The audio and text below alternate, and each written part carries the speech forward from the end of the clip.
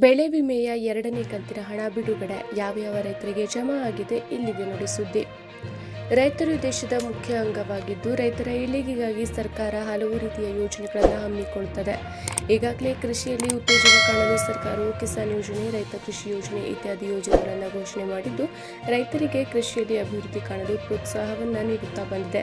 ಅದೇ ರೀತಿ ಈ ಬಾರಿ ಬರದಿಂದ ರೈತರಿಗೆ ಕೃಷಿಯಲ್ಲಿ ಬಹಳಷ್ಟು ನಷ್ಟ ಉಂಟಾಗಿದ್ದು ರೈತರು ತೊಂದರೆಗೆ ಸಿಲುಕಿದ್ದಾರೆ.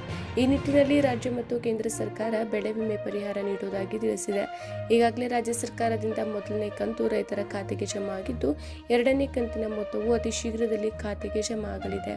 ಈ ಯೋಜನೆಯನ್ನು ಕೇಂದ್ರ ಸರ್ಕಾರವು ಜಾರಿಗೆ ತಂದಿದ್ದು ನೈಸರ್ಗಿಕ ವಿಕೋಪಗಳಿಂದ ಬೆಳೆ ನಷ್ಟದ ಸಂದರ್ಭಗಳಲ್ಲಿ ರೈತರಿಗೆ ಸಹಾಯ ಮಾಡುವ ನಿಟ್ಟಿನಲ್ಲಿ ಈ ಯೋಜನೆಯನ್ನು ಜಾರಿಗೆ ತರಲಾಗಿದೆ. ಈ ಯೋಜನೆಯ ಮೂಲಕ ನೈಸರ್ಗಿಕ ವಿಕೋಪಗಳು, ಆಲಿಕಲ್ಲು, ಬಿರುಗಾಳಿ, ಬರ, ಅಕಾಲಿಕ ಮಳೆ ಸಂದರ್ಭದಲ್ಲಿ ಬೆಳೆ ನಷ್ಟ ಆದಾಗ ಸರ್ಕಾರವು ರೈತರಿಗೆ ಪರಿಹಾರವನ್ನು ಒದಗಿಸುತ್ತೆ. ಅದೇ ರೀತಿ ಈ ಯೋಜನೆಯ ಮೂಲಕ ರೈತರಿಗೆ ಕಡಿಮೆ ಪ್ರೀಮಿಯಂ ಬೆಲೆಗೆ ಬೆಳೆ ವಿಮೆಯನ್ನು ನೀಡುತ್ತೆ. ಈಗಾಗಲೇ ರಾಜ್ಯ ಸರ್ಕಾರ ಮೊದಲ ಕಂತನ್ನು ಬಿಡುಗಡೆ ಮಾಡಿದ್ದು ಕೇಂದ್ರ ಸರ್ಕಾರ ಇನ್ನಷ್ಟೇ ಬೆಳೆ ವಿಮೆ ಪರಿಹಾರ ನೀಡಬೇಕಾಗಿದೆ. ಈ ಬಗ್ಗೆ ರಾಜ್ಯ ಸರ್ಕಾರವು ಕೇಂದ್ರ ಸರ್ಕಾರದ ವಿರುದ್ಧ ಸುಪ್ರೀಂ ಕೋರ್ಟ್ನಲ್ಲಿ ಆರ್ಟಿಕಲ್ 32ರ ಅಡಿಯಲ್ಲಿ ರಿಟ್ ಅರ್ಜಿ ಸಲ್ಲಿಕೆ ಕೂಡ ಮಾಡಿದೆ. ಕೇಂದ್ರ ಸರ್ಕಾರವು ಹಣ ಬಿಡುಗಡೆ ಮಾಡಿದ ನಂತರ 2ನೇ ಕಂತಿನ ಹಣವು ರೈತರ ಖಾತೆಗೆ ಜಮೆ ಆಗಬಹುದು ಅಂತ ಹೇಳಲಾಗುತ್ತೆ.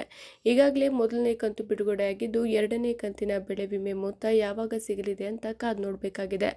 ಹಣ ಜಮೆಯಾಗಿರುವ ಬಗ್ಗೆ ಸ್ಟೇಟಸ್ ಚೆಕ್ ಮಾಡೋದ್ರ ಬಗ್ಗೆ ಇಲ್ಲಿ ನೋಡೋಣ. ಮೊದಲಿಗೆ ನಾವು ಡಿಸ್ಕ್ರಿಪ್ಷನಲ್ಲಿ ಒಂದು ಲಿಂಕನ್ನು ಕೊಟ್ಟಿರ್ತೇವೆ. ಆ ಲಿಂಕ್ ಮೇಲೆ ಕ್ಲಿಕ್ ಮಾಡಬೇಕು. ಈ ವೆಬ್ಸೈಟ್ಗೆ ಭೇಟಿ ನೀಡಿ ನಂತರದಲ್ಲಿ ನಿಮ್ಮ ಆಧಾರ್ ನಂಬರನ್ನು ಹಾಕಿ ನಂತರದಲ್ಲಿ ಬೆಳೆ ವಿಮೆಗೆ ಅರ್ಜಿ ಸಲ್ಲಿಕೆ ಮಾಡಿದ ಸಂದರ್ಭದಲ್ಲಿ ನೀಡಿರುವಂತಹ ಮೊಬೈಲ್ ನಂಬರ್ ಹಾಗೂ ಕ್ಯಾಪ್ಚಾ ಕೋಡನ್ನು ಎಂಟರ್ ಮಾಡುವ ಮೂಲಕ ನೀವು ಹಣ ಜಮೆಯಾಗಿರುವ ಬಗ್ಗೆ ತಿಳ್ಕೊಳ್ಬಹುದು. 2023-24ನೇ ಸಾಲಿನಲ್ಲಿ ಫಸಲ್ ಬಿಮಾ ಯೋಜನೆಯಡಿ ಅರ್ಜಿ ಸಲ್ಲಿಸಿ ತಮ್ಮ ಬೆಳೆಗಳಿಗೆ ಮಾಡಿಕೊಂಡಿರುವಂತಹ ಅರ್ಹ ರೈತರಿಗೆ ಬೆಳೆ ವಿಮೆ ಪರಿಹಾರ ವರ್ಗಾವಣೆ ಕುರಿತು ಕೃಷಿ ಸಚಿವರು ನೀಡಿರುವ ಮಾಹಿತಿಯನ್ನು ಈ ಲೇಖನದಲ್ಲಿ ಹಂಚಿಕೊಳ್ಳಲಾಗಿದೆ.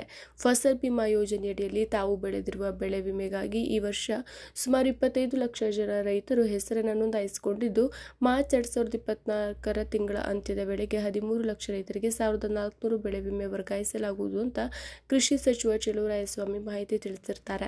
ಪ್ರಸ್ತುತ 8 ಲಕ್ಷ ರೈತರಿಗೆ 600 ಕೋಟಿ ರೂಪಾಯಿ ಬೆಳೆ ವಿಮೆ ಪಾವತಿಯಾಗಿದೆ. ಉಳಿದ 800 ಕೋಟಿ ಬೆಳೆ ವಿಮೆಯನ್ನು ಇದೇ ಮಾರ್ಚ್ ತಿಂಗಳ ಕೊನೆಯಲ್ಲಿ ಪಾವತಿಸಲಾಗುವುದು ಅಂತ ಮಾನ್ಯ ಕೃಷಿ ಸಚಿವರು ಮಾಹಿತಿ ನೀಡಿದ್ದಾರೆ.